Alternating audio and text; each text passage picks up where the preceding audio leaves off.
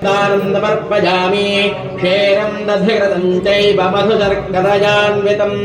पञ्चामृतं ग्रहाणे तं जगन्नाथनमोस्तुते पञ्चामृतस्नानं समर्पयामि सूर्यगणपत्यं विकासं विष्णुभ्यो नमः महाभिषेकस्नाने विनियोगः ॐ भद्रं कर्णेभिर्हृदयाम देवाः भद्रं दश्येमाक्षभिर्यजत्राः स्थिरैरङ्गैः स्तुष्टवागं सस्तनोभिः विषेम देवहितं यदायुः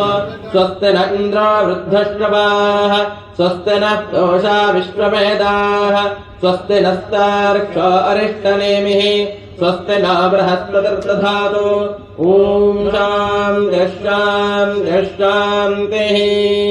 नमस्ते गणपतये त्वमेव प्रत्यक्षं तत्त्वमसि त्वमेव केवलं कर्तासि त्वमेव केवलं धर्तासि त्वमेव केवलं धर्तासि त्वमेव सर्वं खल्विदं ब्रह्मासि त्वं साक्षादात्मासि नित्यं ऋतं वच्मि सत्यं वच्मि अवत्वं माम् अवभक्तारम् अवश्रोतारम् अवधातारम् अवधातारम्